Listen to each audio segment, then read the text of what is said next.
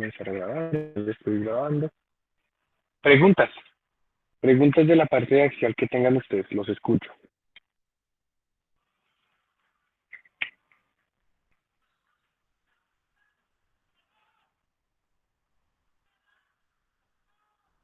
¿Algún ejercicio que no hayan podido resolver o algo así?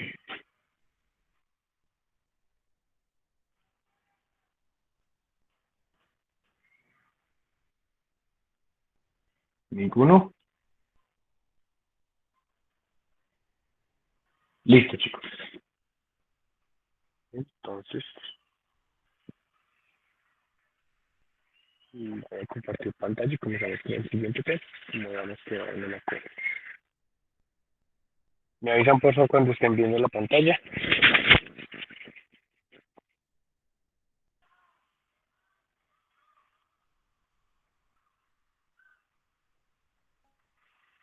Ahí ya se ve. Bueno. Entonces, siguiendo con el tema del curso, nosotros ya habíamos hablado de fuerzas axiales. Ya vimos un poquito más o menos lo que es un esfuerzo cortante. Aprendimos a calcular los esfuerzos internos de un elemento debido a fuerzas puramente axiales. También aprendimos ya sobre materiales, concreto y acero, ya hicimos nuestras prácticas de laboratorio. Y todo esto lo hicimos dándole vueltas al tema de fuerzas axiales. La idea de la clase de hoy es comenzar con el segundo tipo de fuerza interna que vamos a manejar nosotros, que es la torsión. Recuerden que nosotros habíamos dicho, en este curso vamos a ver fuerzas axiales, fuerzas cortantes, fuerzas de torsión y fuerzas de flexión. ¿Listo? Entonces, ya axiales ya la vimos completita. Cortantes, más o menos, que vamos a entrar más adelante y ahorita vamos a ver las fuerzas de torsión. ¿Qué son las fuerzas de torsión? Las fuerzas de torsión son pares de flexión que actúan en un elemento, ¿sí? Y que lo que buscan hacer es un cizallamiento del elemento.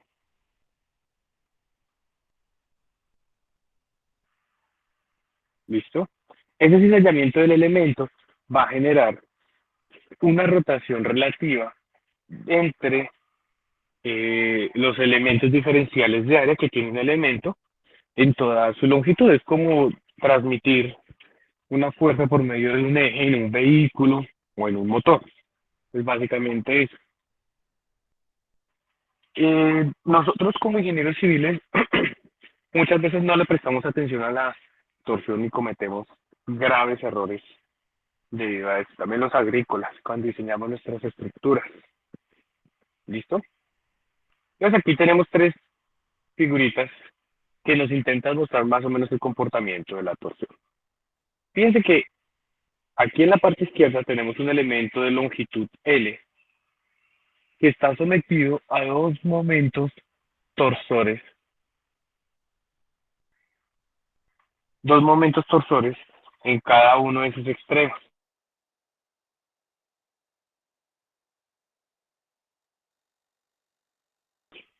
Ahora, esos momentos torsores tienen una representación especial, que es una cabeza de un vector con una doble flecha. ¿Listo?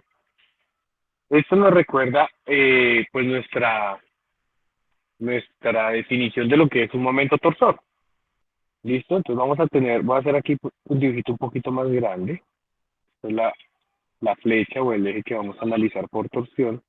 Es su eje longitudinal. Y sobre este colocamos un momento con doble flecha. ¿Cómo podemos ver esto en otra manera, en otra representación con la ley de la mano derecha? Entonces, simplemente vamos a ubicar el dedo gordo de nuestra mano derecha en el sentido del vector y los otros dedos disculparán esta mano, algo así de esta forma. ¿Sí? Donde el dedo gordo apunta a la cabeza del vector de torsión y los dedos nos indican la dirección del momento. En este caso, el momento sería algo de este estilo. ¿Viste? Esa es la misma representación. El análisis de los elementos por torsión por lo general se hace en nuestros casos de estructuras para el caso de torsión pura. ¿Qué quiere decir torsión pura? Que tenemos un momento torsor continuo en toda la longitud del elemento. ¿Listo? En toda esta longitud va a actuar el mismo momento torsor. Eso es lo que llamamos nosotros la torsión pura. Entonces, ¿qué sucede? Vamos a ver por aquí. Vamos a verde. Este elemento diferencial en rojo, luego un elemento diferencial en verde, luego otro elemento, otro elemento. Todos estos en verde son elementos diferenciales de áreas circulares de la barra. Cuando yo aplico el momento torsor, lo que va a suceder es que estos elementos van a girar el uno con respecto al otro, generando un efecto de cizalla en la sección transversal. Vamos a extraer un pedazo del elemento, un diferencial de sus X, para analizarlo más de cerca en términos de la torsión, que es lo que tenemos aquí en la figura número 2. Un elemento de longitud de X en el cual vamos a coger dos caras consecutivas de la sección transversal y vamos a mirar cómo cambia su posición de la una respecto a la otra. Entonces, voy a intentar hacer el dibujo un poquito más grande acá. Un poquito más claro. Tenemos este elemento con una longitud de sub X. Y vamos a ubicar unos puntos en el elemento. Cuando el elemento está sin cargas actuando en él, vamos a ubicar estos puntos A, B, D y C. Y va a haber una línea de material que conecta esos dos puntos, idealmente una línea recta. ¿Listo? Cuando entra el efecto de la torsión, estas dos caras, supongamos que es un efecto de torsión de este estilo, estas dos caras van a girar una respecto a la otra. Con lo cual nuestra cara número 2 va a girar en el sentido contrario a las manecillas del reloj hasta un punto B' y C'. ¿Listo? Entonces, nuestra línea verde, que originalmente era una línea recta, va a tener ahora una inclinación. Lo mismo nuestra línea verde de D a C. ¿Listo? Ahora, vamos a decir lo siguiente. Este elemento va a girar en su cara transversal un ángulo delta de phi. ¿Sí? Y sobre su superficie va a tener algo que nosotros llamamos una distorsión angular, una deformación por cortante. ¿Listo? Entonces recuerden que en el axial nuestra deformación por cortante era por fuerza axial son solamente alargamientos y acortamientos. Aquí, por la torsión, vamos a tener distorsiones en la superficie del elemento y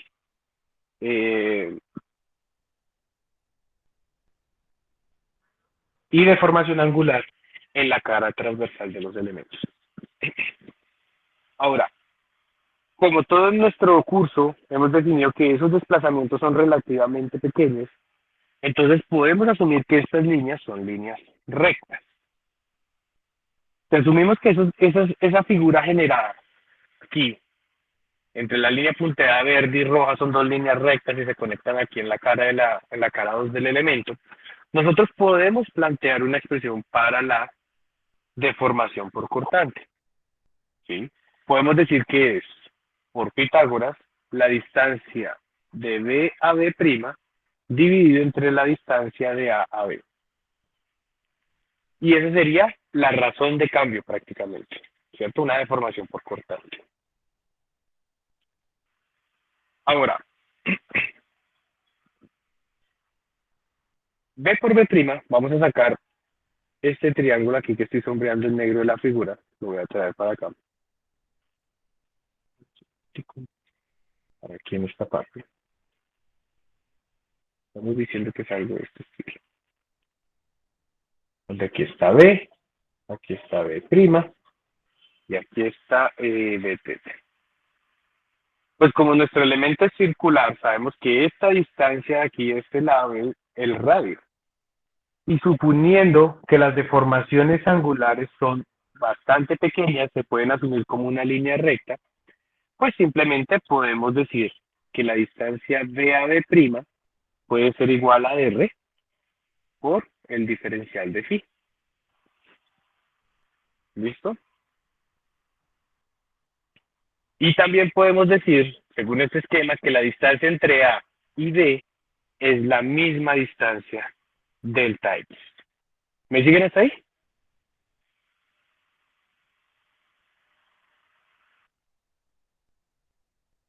¿O hay alguna pregunta? Los escucho.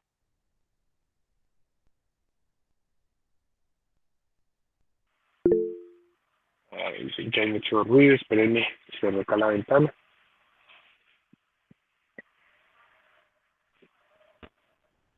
Listo. Esperemos que ahí me abre un poquito la cuestión del ruido. Listo, reemplacemos estas expresiones en la deformación por cortante. Colocamos nombres. Deformación por cortante. Vale. Entonces vamos a decir básicamente que gamma es igual a el radio por el cambio del ángulo con respecto al cambio de longitud. ¿Listo? Este término, el diferencial de phi con respecto al diferencial de x, es lo que llamamos la razón de cambio del ángulo de torsión. Del cambio del ángulo de torsión. ¿Listo? ¿Qué es lo que nos intenta decir esa expresión? Pues, en función de la longitud, ¿cuál va a ser el ángulo que va a presentar la cara transversal de mi elemento con respecto a la longitud del mismo? Listo. Vamos a definirla como el ángulo θ.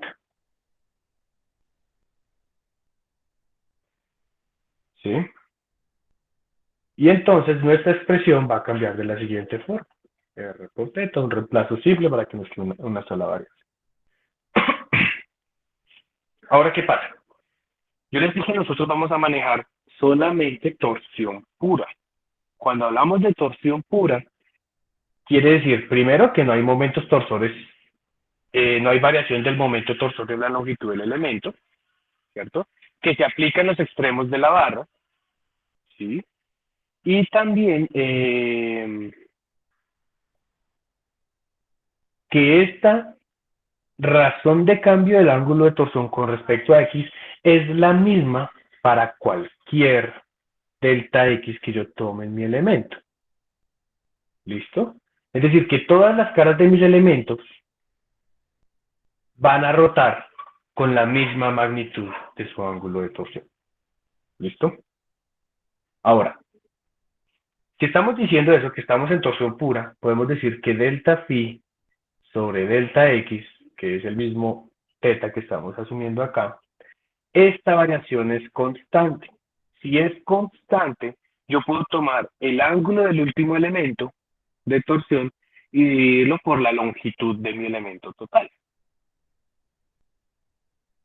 ¿Listo? Y si reemplazamos esto en la ecuación de la deformación por cortante, vamos a obtener que la deformación por cortante de un elemento va a ser el radio del centro al borde de su sección transversal, el ángulo de torsión sobre la longitud de su elemento. ¿Listo? Y vamos a guardar esta expresión que la vamos a necesitar más adelante. La número 1. Listo. Ahora, ya analizamos geométricamente cómo funciona la distorsión en elementos sometidos a torsión. Ahora vamos a entrar a ver qué pasa a nivel del material. Pues resulta que el material también tiene un comportamiento, así como tiene un comportamiento axial, también tiene un comportamiento por cortante. Y adivinen que también es proporcional a su deformación. ¿Listo? Entonces vamos a aplicar la ley de Hooke para deformaciones angulares. En las deformaciones angulares vamos a tener un esfuerzo que es el esfuerzo cortante. Y debe estar relacionado por medio de una relación de proporcionalidad con la deformación por cortante. Esfuerzo y deformación. F es igual a K por U. Bueno, esta no. Esta qué bueno escrito. Esta no nos sirve. Sería sigma es igual a E por deformación unitaria. ¿Listo? Entonces, así como tenemos un módulo de elasticidad axial, también vamos a tener un módulo de cortante para el elemento. Y ese módulo del cortante depende de qué? Del material del elemento, básicamente. No es más. Entonces, sigamos expandiendo esta expresión, podemos decir que es el módulo cortante multiplicado por R multiplicado por teta, según sale aquí arriba. Por R y por teta. Listo. Ahora vamos a mirar un cilindro, una cara transversal de este elemento. Muy pequeño este círculo. Listo. Una cara transversal. Y vamos a medir su esfuerzo cortante. ¿Cómo es la distribución de esfuerzos cortantes en una sección circular? Nosotros habíamos dicho que para el axial asumíamos por el principio de Van Benan que era constante. Entonces, que es constante, que es una presión continua. Aquí no. Aquí el esfuerzo en la sección transversal va a variar a medida que ustedes se alejan del eje. ¿Y cómo va a ser la variación? Vamos a medir el esfuerzo sobre esta línea del material. Va a ser una variación lineal desde el extremo hasta el centro de nuestra barra. Y esto es lo que llamamos el esfuerzo cortante. ¿Listo? El radio. Vamos a tomar una porción en cualquier punto de este elemento. Vamos a decir este anillo. Este anillo está a una distancia ρ del centro de la figura. ¿Sí? Conociendo las propiedades del material y el ángulo de torsión, yo puedo encontrar los efectos de la torsión en ese anillo interior de mi círculo. Yo puedo decir, listo, mi deformación unitaria dijimos que era el radio por el ángulo. Vamos a decir que en este caso el radio sería ρ y el ángulo sería teta. ¿Sí? Porque estos dos, digamos que esta línea 1 exterior, que es la cara externa, y la cara interna 2, comparten el mismo teta. La deformación, el giro es el mismo, pero ¿qué varía? La posición interna o externa de los dos elementos. ¿Qué va a variar? El radio. Y así como yo puedo expresar la deformación por cortante, puedo expresar también el esfuerzo cortante para esa línea número 2, que sería el módulo de corte por el ángulo por el teta. ¿Sí? Estos dos elementos tienen una variación lineal porque solamente dependen del radio al cual yo lo estoy efectuando. De ahí la explicación del por qué la distribución de este esfuerzo es lineal y es mayor hacia las caras externas del elemento. ¿Alguna pregunta hasta ahí o todo claro?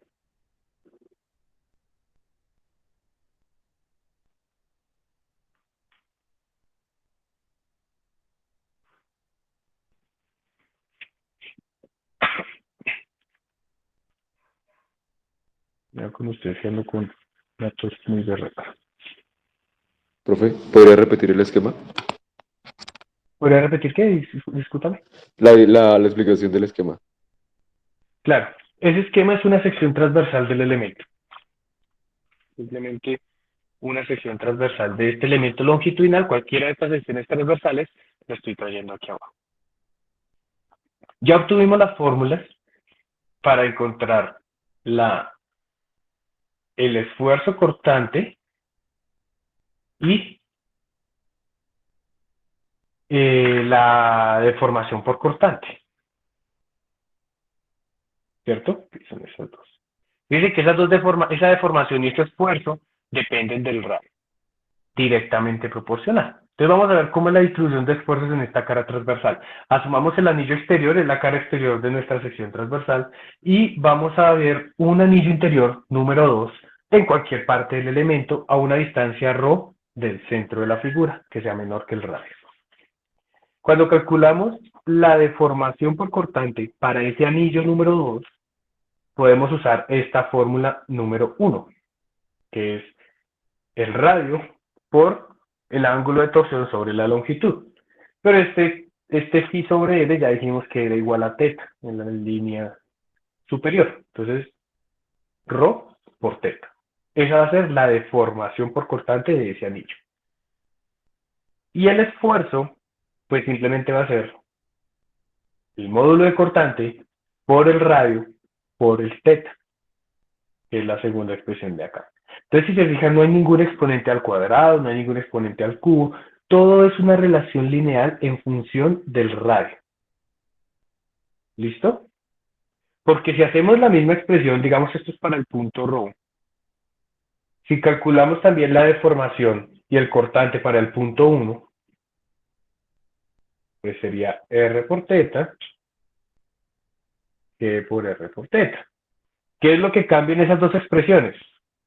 El radio en el cual yo estoy evaluando la deformación por cortante y el esfuerzo cortante.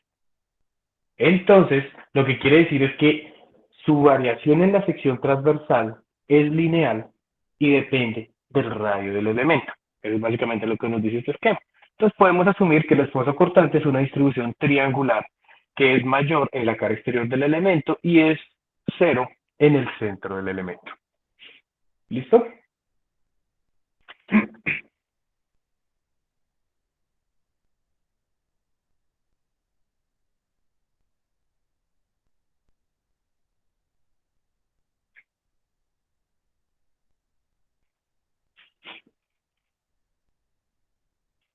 ¿Alguna pregunta hasta acá, muchachos?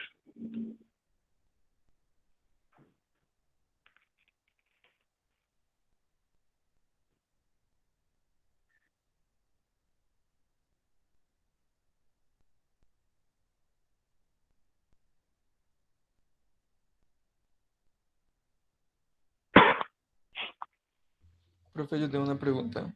Sí. Si, digamos, que es un elemento hueco, el... Más adelante, más adelante. Ah, ok. La distribución va a ser de esta forma, mira.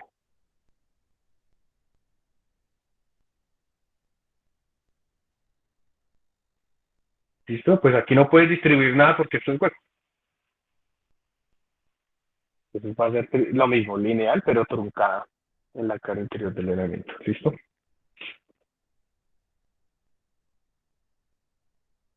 Eso yo creo que lo vemos la otra semana. Por esta semana solamente pensemos en elementos huecos. Ahora, cojamos un elemento de acá. De sub A. Resulta que esta deformación unitaria, esta deformación por cortante, este esfuerzo por cortante, no se generan de la nada. Se genera porque su elemento tiene por fuera un elemento, un momento torsor que está actuando en él, ¿no? Y ese momento torsor prácticamente se distribuye en la longitud del elemento tipo eje y por medio de deformaciones disipa su efecto en el elemento. Eso es básicamente lo que pasa. ¿Qué sucede? Este elemento de sub A va a tener una fuerza T, ¿sí? La suma de todos los D sub A en toda la sección transversal nos va a dar un momento torsor interno en el elemento. Y por estática, ese momento torsor interno debe ser igual al momento torsor externo. ¿Sí o no? Entonces, ¿cuál sería la fuerza? Vemos aquí F, que actúa en un elemento D sub A en la cara transversal de ese elemento. Pues sabemos que fuerza es igual a esfuerzo por área. En este caso es un esfuerzo cortante por un diferencial de área. ¿Sí? Ahora, esa fuerza va a generar un momento respecto al centro de nuestra figura, respecto a este centro. El momento de esa fuerza sería, pues, la fuerza multiplicado por la distancia al centro, que ya dijimos que era ρ.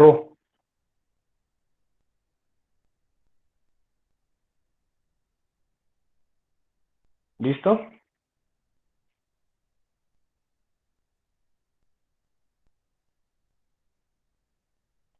Ahora, este cortante es a una distancia ρ. Podemos reemplazar esta ecuación.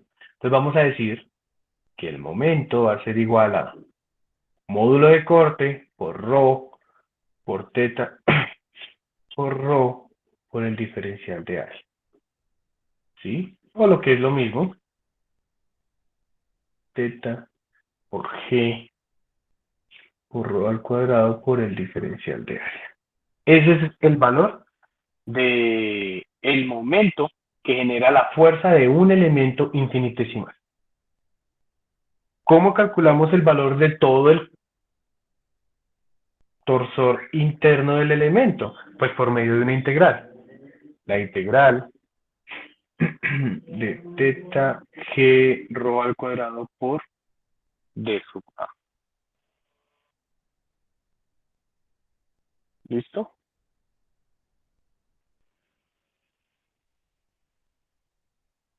Ahora, ¿qué son términos constantes en este punto? El ángulo de torsión, porque estamos hablando de torsión pura, y el módulo de cortante del elemento, ¿no? Pues esta expresión yo la puedo reescribir como teta por g por la integral de rho al cuadrado por d sub a. Entonces la pregunta es, este elemento de acá, rho al cuadrado por d sub a, ¿qué es? ¿Alguien sabe lo que es esa expresión, esa integral?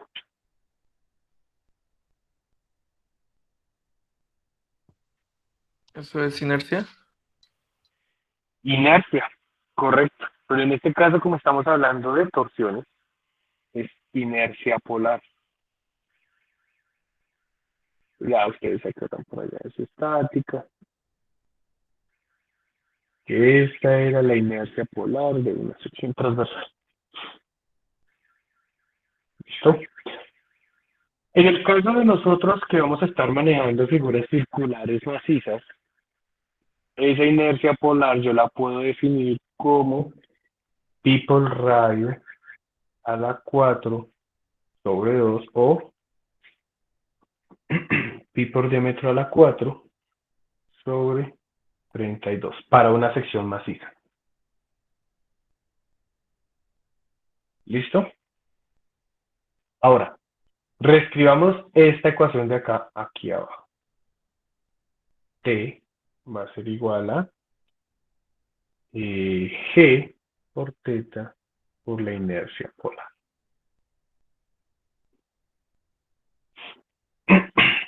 Y de aquí podemos decir que el ángulo de torsión de un elemento lo puedo calcular como, me falta, ya, pi sobre L, y esto va a ser igual a T sobre G por la inercia polar.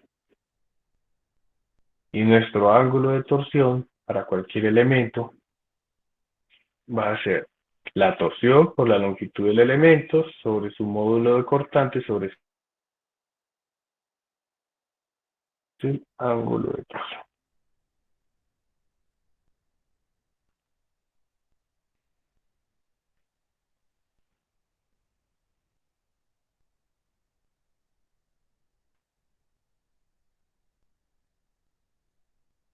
¿Listo? ¿Alguna pregunta?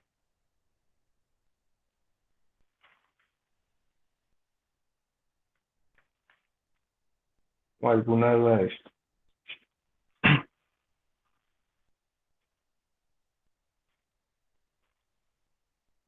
Vale, entonces yo puedo obtener una expresión para el cortante, el esfuerzo cortante máximo. ¿sí? Porque decíamos que el esfuerzo cortante lo podíamos calcular como G por R de teta, ¿sí? Y este teta que sale de esta expresión lo podemos calcular, reemplazar como T sobre G por la inercia polar. Entonces el esfuerzo máximo va a ser igual a G por R por T sobre G por inercia polar.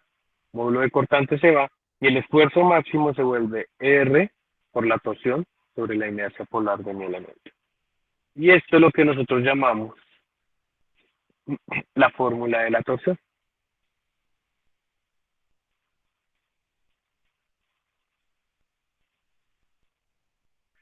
De la torsión.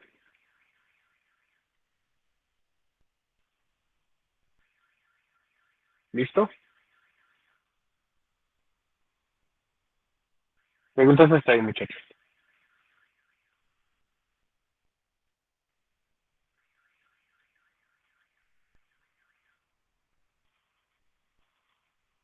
Bueno. Ahora pensemos en lo que decía su compañero. Una sección hueca.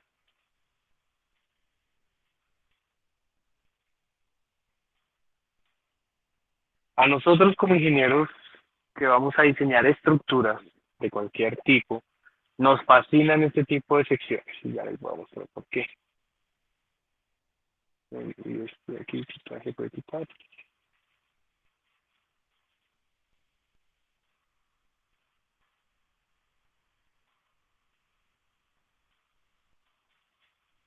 Este azulito. No. Listo. Entonces, esta es una tubería hueca. Aquí tenemos un radio R1 y un radio R2. La inercia polar de este elemento se va a calcular de la siguiente manera. La diferencia de los radios al cuadrado.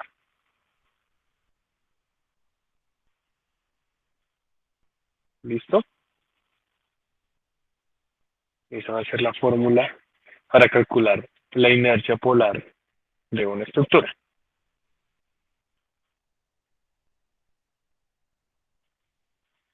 Pero, ¿qué sucede? Esa inercia polar tiende a ser más pequeña, ¿no?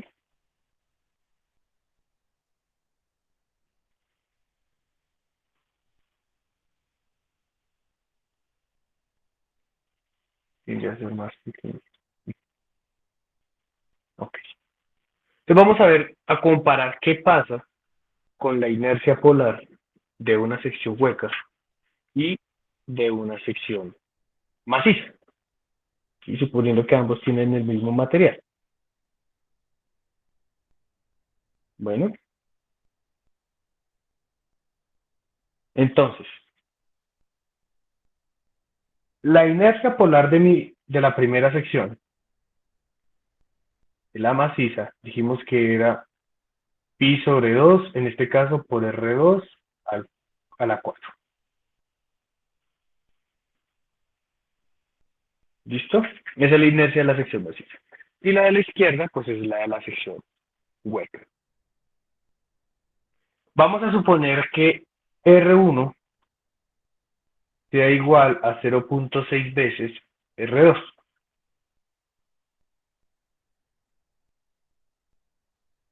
R1 es igual a 0.6 veces R2. Entonces vamos a reemplazar aquí la inercia polar, sería pi sobre 2 por R2 a la 4 menos 0.6 R1 a la 4. ¿Listo? R2, perdón, R2 acá también. Entonces, si reemplazamos esto, si realizamos esa pequeñita operación, podemos decir que sería 1 menos 0.6 a la 4 lo de los paréntesis, dividido entre 2. 0.4352 pi por R2 a la 4. Esa es la inercia polar de la sección hueca. Y la inercia polar de la sección maciza sería 0.5 pi por R2 a la 4. ¿Listo?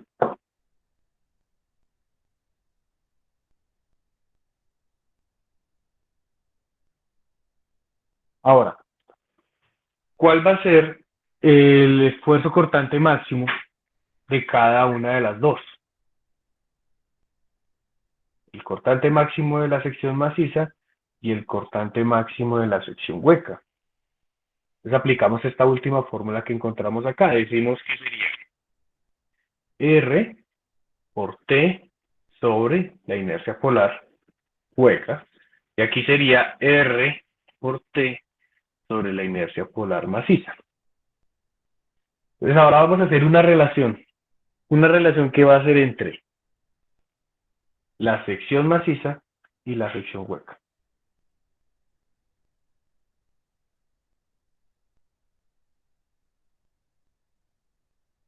Entonces básicamente eso nos va a dar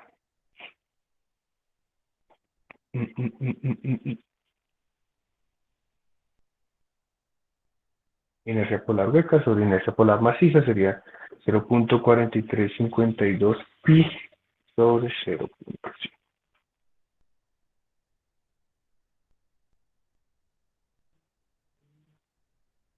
Este pi también se va. 0.4352 sobre 0.5. ¿Cuánto nos da eso? 0.4352 y 0.5 da 0.8704.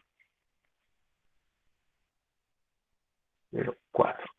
¿Qué es la diferencia de esfuerzos cortantes en el elemento? ¿Qué quiere decir?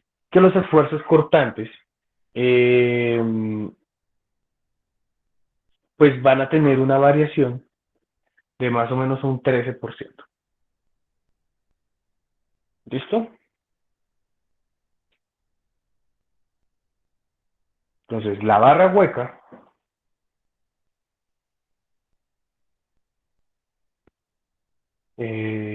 desarrolla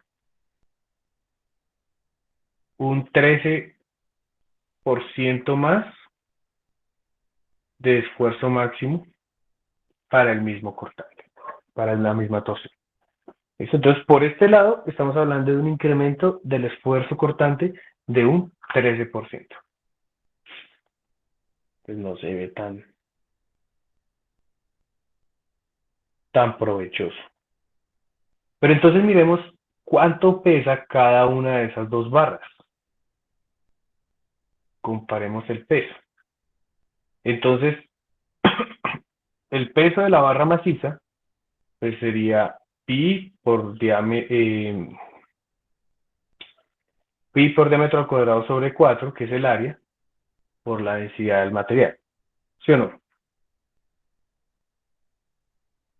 O en términos del radio, pi por r al cuadrado por la densidad del material, por la longitud de la barra. Ese sería el peso de la barra maciza. ¿Cuánto pesaría la barra hueca? Pues la barra hueca tiene una expresión que sería R2 al cuadrado menos R1 al cuadrado, porque es hueca, por gamma por L. Si sabemos que R1 es 0.6 R2, entonces eso nos daría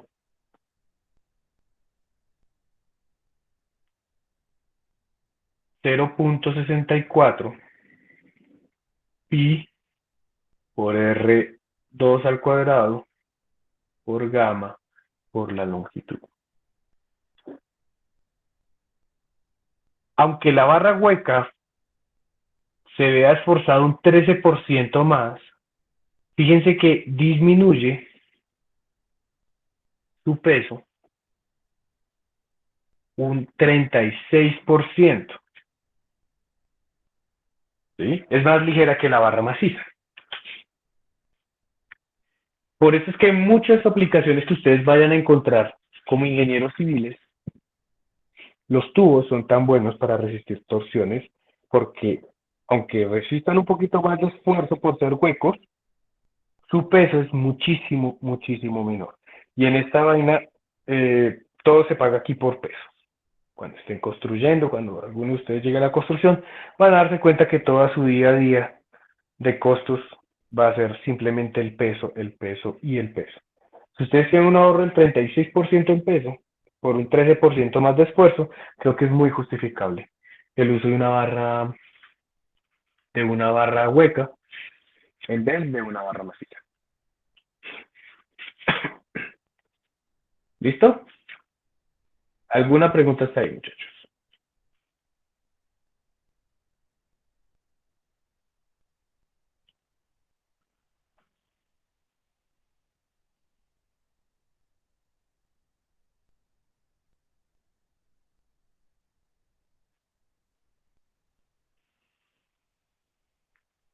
Vale, no hay pregunta. Entonces vamos a hacer un ejemplo aquí chiquitico. Vamos a comenzar a hacer ejemplitos del libro.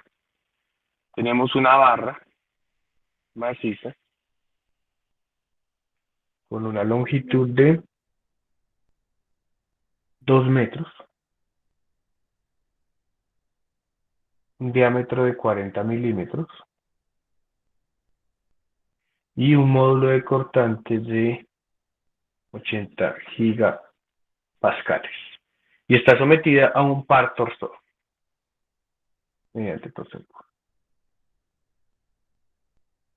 Se hizo un ensayo y se midió que el ángulo de rotación de la sección transversal de un extremo con respecto al otro es 0.05 radianes. El ángulo de torsión. ¿Listo? Entonces vamos a calcular cuál va a ser el cortante máximo en la barra y cuál va a ser la deformación angular. La deformación por cortante máximo. ¿Listo? Pues el esfuerzo cortante máximo ya lo teníamos por acá calculado de esta manera. Radio por la torsión sobre la inercia polar. Ese es el cortante máximo.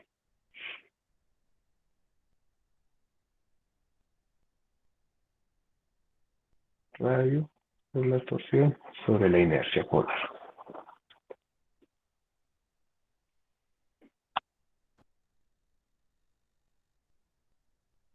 ¿Listo? Ahora, sabemos por aquí arriba que el ángulo de torsión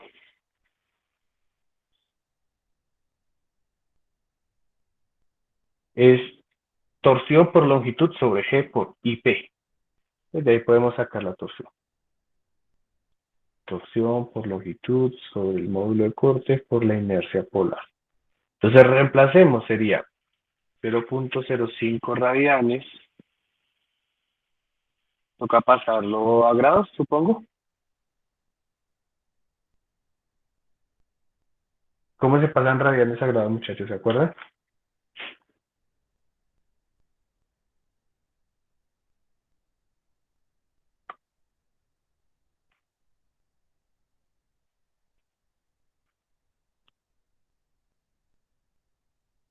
¿No?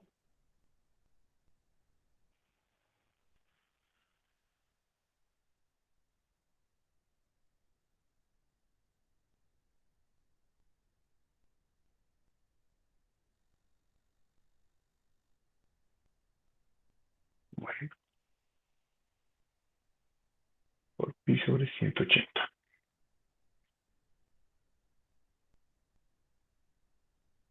Creo que es así. Mentiras, es al revés, por 180 sobre pi.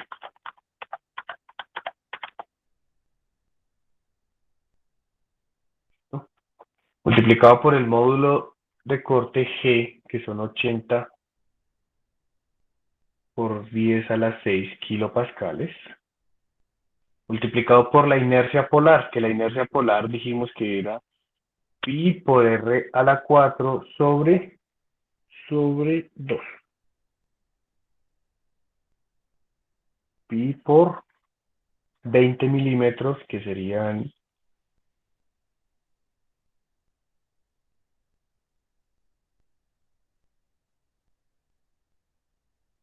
V2.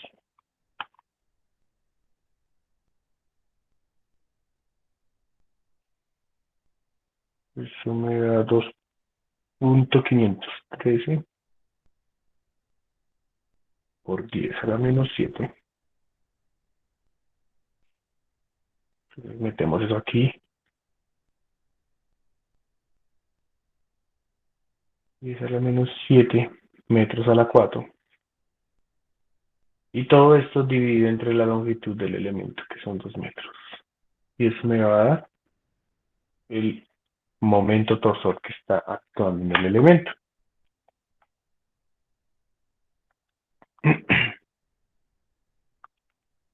Una vez, 2.513 por 10 a la menos 7.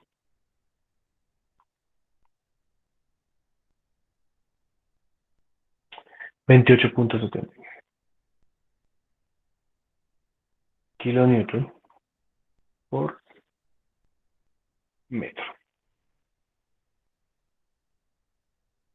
Es el momento torsor actuante. Pues el torsor máximo, el esfuerzo cortante máximo sería el radio multiplicado por ese 28.79 sobre la inercia polar. 2.513 por 10 a la menos 7.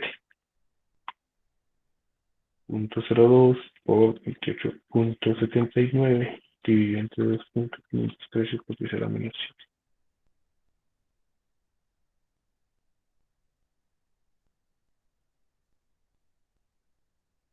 $2.291 megapascales. Y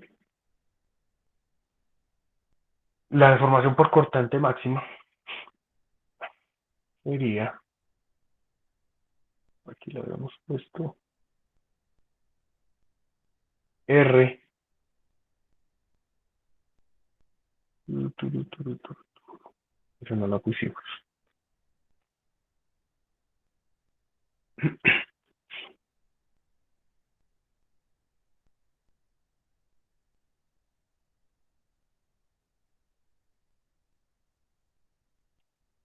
Sería R por pi sobre L.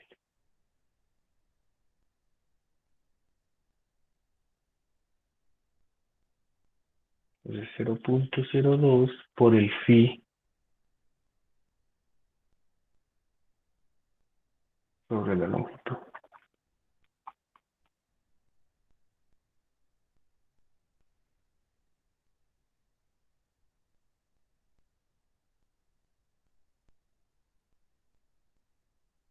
.028 grados sería este. ¿Listo?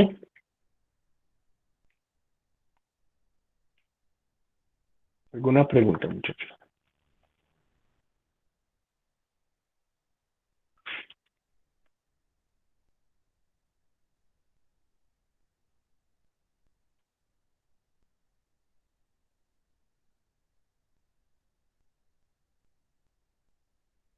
Bueno, listo, chicos. Entonces, si no hay preguntas, vamos a dejar hasta aquí por hoy. El próximo lunes, yo creo que voy a ir a la universidad a ver si podemos entrar a clase. Y pues ahí nos definirán qué pasará. Si nos enteramos de algo antes de que lleguemos a la universidad, pues me envían un correo y yo lo comparto con todos por aquí para ver si hacemos clase virtual o hacemos clase presencial. ¿Listo, muchachos?